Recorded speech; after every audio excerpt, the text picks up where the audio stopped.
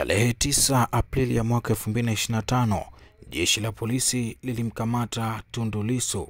Tukio hilo lilizua taharuki kubwa kwa wafuasi wa Chadema na jamii ya kimataifa. Viongozi mbalimbali wa upinzani, mashirika ya kiraia na hata baadhi ya mabalozi walitoa kauli za kulaani tukio hilo. Lakini katika yote hayo, jina la Freeman Mbowe halikusikika kutoa taarifa yoyote kwenye vyombo vya habari wala mitandao ya kijamii. Ukimya wake ulichochea mijadala mitandaoni, ambapo baadhi walimtetea kwa kusema ameamua kukaa pembeni kwa heshima ya uongozi mpya, huku wengine wakiona kama ni dalili ya kutofautiana na mwelekeo wa sasa wa chama. Kwa wachambuzi wa siasa, ukimya wa kiongozi wa aina ya Mbowe unaweza kumaanisha mambo kadhaa. Moja, huenda ameamua kwa hiari kujitoa kwenye siasa baada ya miaka mingi ya mapambano. Pili, huenda kuna tofauti za kimtazamo ambazo ameamua kuzihifadhi kwa sababu ya kulinda mshikamano wa chama. Na tatu, inawezekana pia ni mkakati wa kisiasa wa kimya wa kusubiri mazingira yajipange upya. Wengine wanatazama hali hii kama mfano wa viongozi wa Kiafrika wanaojifunza kukabidhi madaraka bila kurudi nyuma na kuvuruga mwelekeo waliochukua nafasi. Wapo pia kimya cha Mbowe kimeibua maswali rukuki.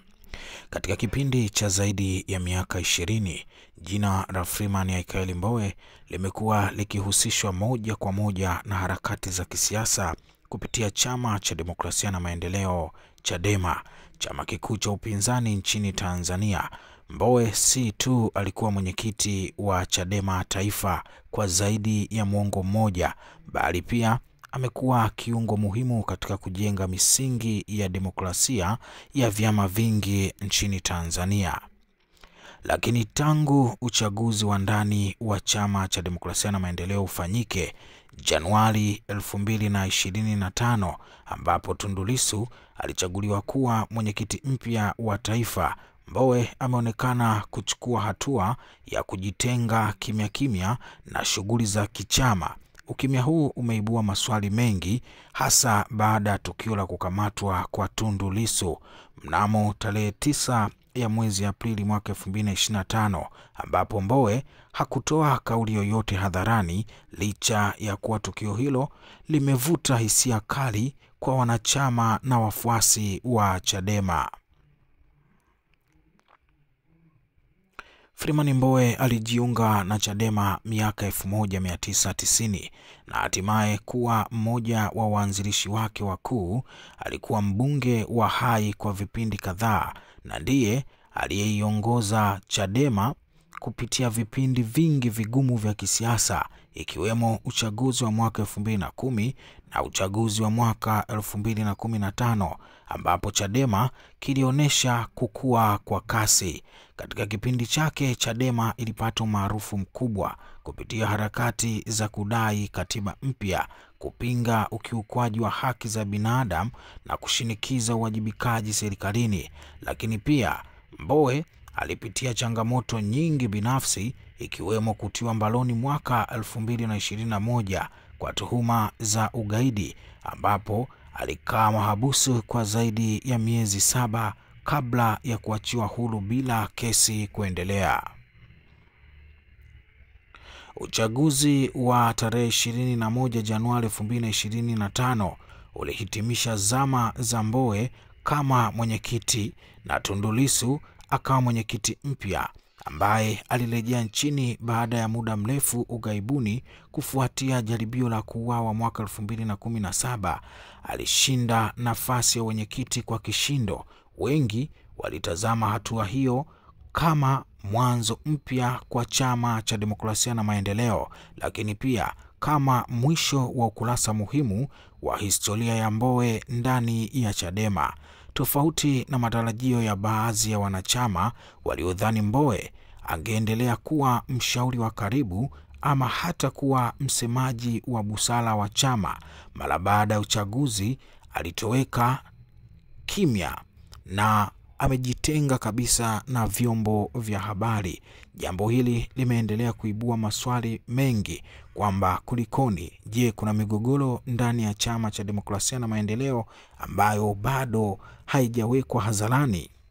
Tarehe 9 Aprili ya mwaka 2025, jeshi la polisi lilimkamata Tundu Lissu. Tukio hilo lilizua taharuki kubwa kwa wafuasi wa Chadema na jamii ya kimataifa. Viongozi mbalimbali wa upinzani, mashirika ya kiraia na hata baadhi ya mabalozi walitoa kauli za kulaani tukio hilo. Lakini katika yote hayo, jina la Freeman Mbowe halikusikika kutoa taarifa yoyote kwenye vyombo vya habari wala mitandao ya kijamii. Ukimya wake ulichochea mijadala mitandaoni, ambapo baadhi walimtetea kwa kusema ameamua kukaa pembeni kwa heshima ya uongozi mpya, huku wengine wakiona kama ni dalili ya kutofautiana na mwelekeo wa sasa wa chama.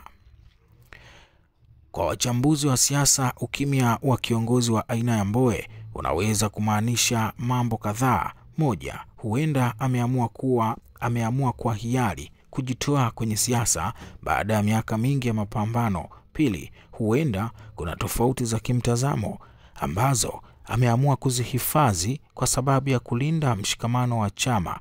Na tatu, inawezekana pia ni mkakati wa kisiasa wa kimya wa kusubiri mazingira yajipange upya. Wengine wanatazama hali hii kama mfano wa viongozi wa Kiafrika wanaojifunza kukabidhi madaraka bila kurudi nyuma na kuvuruga mwelekeo waliochukua nafasi. Wapo pia wanaohoji ikiwa Mbowe anaendelea kuwa na ushawishi wa chini kwa chini ndani ya Chadema, lakini kwa sasa amechagua kutokuwa mbele ya kamera. Ukimya wa Freeman Mbowe unaacha maswali mengi ya wazi. Je, ni mwisho wa safari yake ya kisiasa au mwanzo wa sura mpya ya kimya yenye hekima?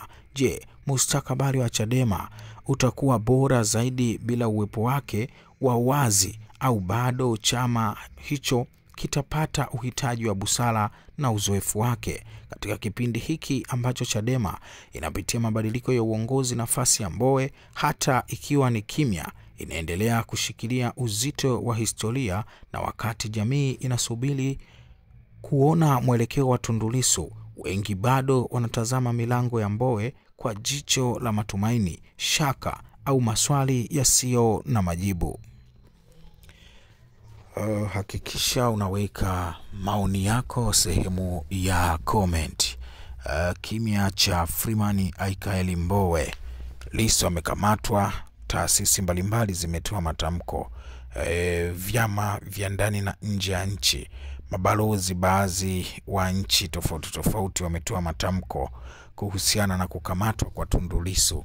Kimya cha Freeman Aikaeli Mbowe ambaye anajulikana kwa utaalamu wake wa maridhiano, anajulikana kwa busara kubwa, bila kutoa tamko la aina yoyote ile, kuna ashiria picha gani? Hakikisha unaweka maoni yako. Unaona Mbowe kaamua kujitoa kwenye siasa kimya kimya, ameamua afanye mambo mengine